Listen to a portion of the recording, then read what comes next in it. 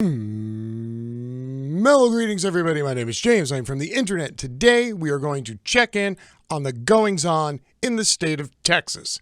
Now, earlier this week, I did a little video, and I explained to y'all that the initial response of the powerful and the wealthy who were wrapped up in the government and the energy industry in Texas, that their first response was going to be to bamboozle people with bullshit, take their pointer finger out, and start playing the blame game.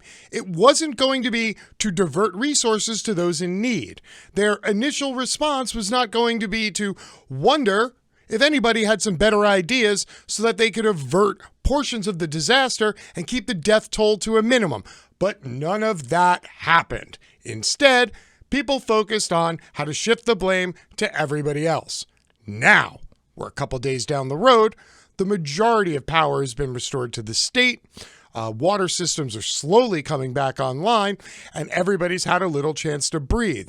So, of course, I thought we would check up on all these main players and see how things are shaking out for them, because none of them were worried about having power or water or dealing with a horrible health emergency in their households, while millions of residents of the state of Texas were. So here we go. ERCOT didn't conduct on-site inspections of power plants to verify winter preparedness. NBC5 in Dallas-Fort Worth has learned that ERCOT, the Electric Reliability Council of Texas, did not conduct any on-site inspections of the state's power plants to see if they were ready for this winter season. Due to COVID-19, they conducted virtual tabletop exercises instead, but only with 16% of the state's power generating facilities. As of Wednesday, 40% of the state's generators, 4 out of every 10, still remain knocked offline from, quote, an unprecedented and extraordinary winter storm. Those generators account for 46,000 megawatts of power, enough electricity to power roughly 9.2 million homes. For the record, the state of Texas usually has a bad winter event approximately every decade. So this isn't unprecedented, it's to be expected. As outages rolled into a fourth day on Thursday, it's becoming very clear that many power plants, including the natural gas system that supplies those plants with fuel, were simply not insulated well enough to protect against the cold, and that ERCOT was way off in its assumptions about the state's ability to weather a major storm. Now, I'm going to disagree.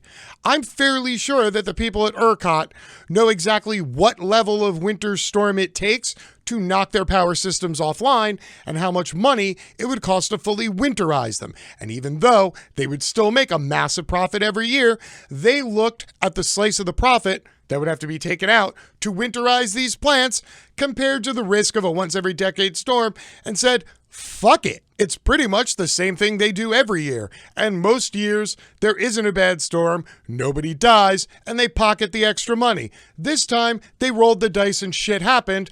That's why we're now at the portion of the show called the blame game. ERCOT released a study in early September assuring the public that ERCOT anticipated sufficient installed generating capacity to serve the system-wide forecasted peak demand during the winter.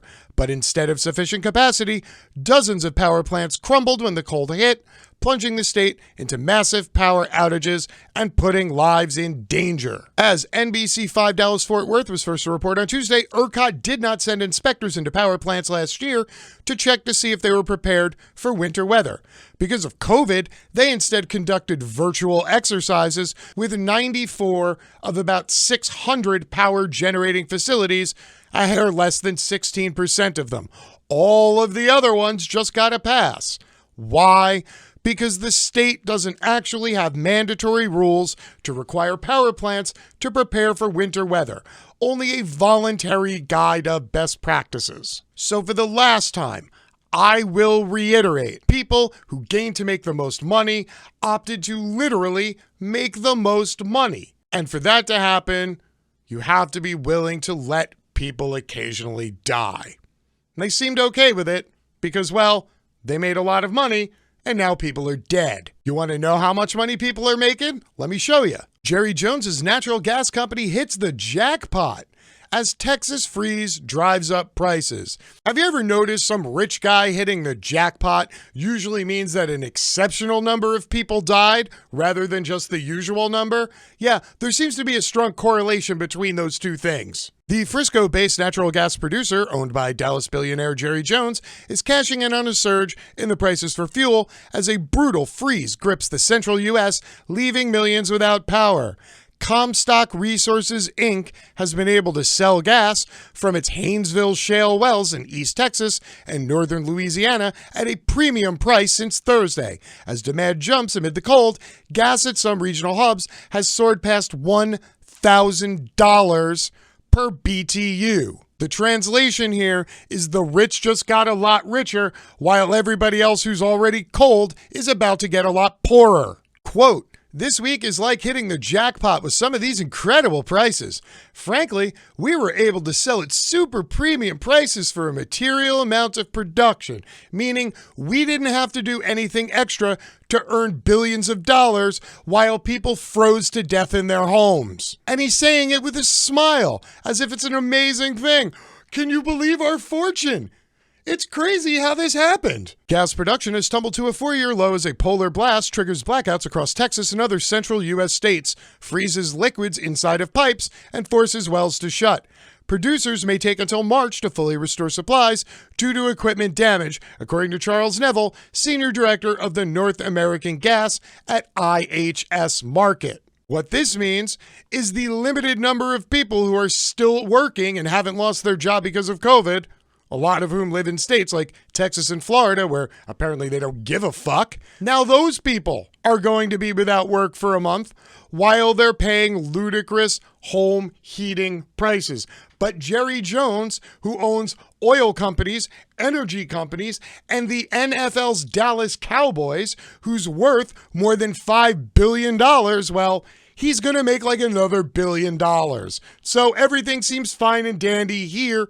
Who else do we got to check up on? Texas governor walks back Fox News comments on Green New Deal, says gas and coal failed the Texas freeze. It's almost like when you purposely lie on national television because it's ideologically and electorally convenient, and then you get called out on your bullshit. Somehow a few days later, you crawl back out from under a rock and meekly say, I may have misspoken. And then everything's going to be cool, right? While millions of Texas were without power and below freezing temperatures, Governor Greg Abbott went on Fox News and told Sean Hannity that the failure of the state's power grid, quote, shows how the Green New Deal would be a deadly deal for the United States of America.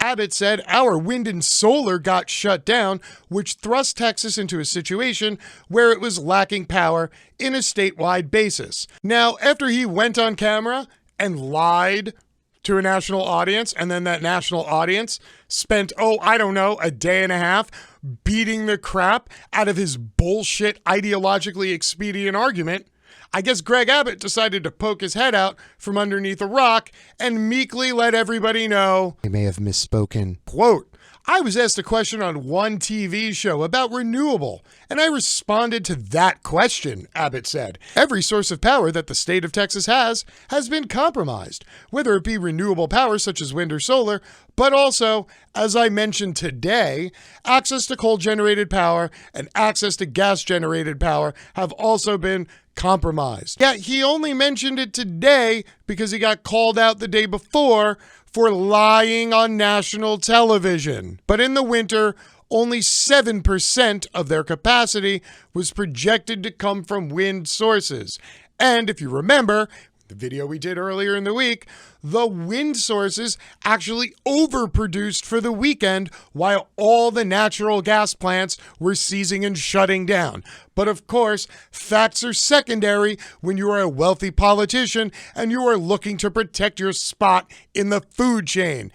Damn everybody else for wanting power or water or not wanting to be dead. Now, apparently, Abbott's half-baked, semi-flaccid response to his own bullshit really didn't go over that well. Didn't generate enough tailwind to, bump his Q rating back up in marketing polls. So, he decided to do the big nasty. Here we go. We're ordering an investigation into ERCOT and immediate transparency by ERCOT.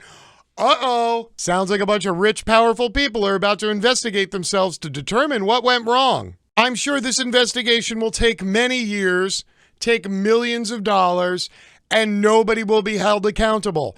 Just like the last time this happened, just like the time before that when this happened, and just like the time before those two times when this happened. But hey, the good news is even while your grandma is freezing to death in some random apartment in Houston, Texas, there's still a list of apologists who are getting paid. Senator Ted Cruz, Rep. Dan Crenshaw, and Senator John Cornyn are three of Texas's most outspoken politicians currently in D.C. who have been talking the most smack about how wind energy was responsible for all the blackouts. I'm going to assume it is because federal campaign finance data shows more than 30 companies in the oil and gas industry, from multinational names like Exxon and Chevron to local power players like Texas Transeastern and Wild Horse Energy, gave tens of thousands of dollars to Cornyn, Cruz, and Crenshaw over the last year. That includes thousands from individuals employed by those companies, as well as largesse from their corporate PACs. What? Cornyn, who was reelected last fall, was a big recipient of industry money. Between 2019 and 2020, Cornyn raked in more than $50,000 from Marathon Petroleum's PAC and $25,000 from natural gas infrastructure company Sempra Energy's PAC, as well as $25,000 from utility giant Next Energy, $40,000 from Koch Industries. I hear good things about that Koch Industries. He also did well with oil and gas players individually. CEOs or other key executives of Western Refinery, Hunt Oil Company, Chief Oil and Gas, Walter Oil and Gas, Magnolia Oil and Gas, Occidental Petroleum, Cox Oil, Hillcorp Ventures, and Kinder Morgan all donated $50,000 or more each to PACs associated with Cornyn's campaign in the last election cycle. It's almost like if he sits on national television and lies about the failure of wind turbines being the reason that people are dying in Texas, he gets to make hundreds of thousands of dollars from his benevolent corporate overlords. Crenshaw, who ran for re-election in the House, also made out handsomely from the industry last cycle. The oil and gas industry overall donated $453,000 just last year.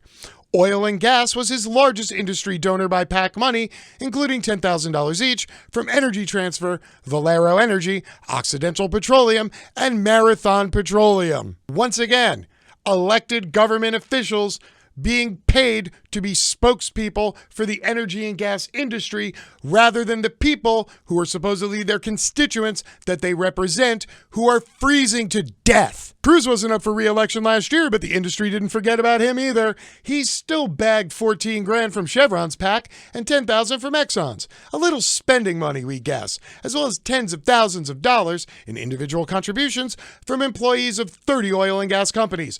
All totaled, these three Texas representatives alone snagged more than $1.1 million from the industry in 2020. Now, while it's arguable that all three of these people are nothing more than garbage, Ted Cruz always likes to rise to the top. He gathered up his family, went to the airport, hopped on a plane, and flew off to Cancun. Why? Because fuck you, that's why. Senator Ted Cruz is flying to Cancun while millions of Texans do not have electricity. Priorities. And now that I've spent the last 10 minutes beating the crap out of the wealthy and powerful who are more than happy to pocket your money while you die, here's my reminder that disaster strikes, don't look to the government to help you, and most assuredly, don't look at the rich people to come and, have to honor their end of whatever bargain it is that you got into with them in the first place. No, look to the left, look to the right. Chances are your neighbors, your friends, your family, and your community, they're going to be there for you, so make sure to be there for them. Until next time, my name is James. I'm from the internet, and I am out. Peace.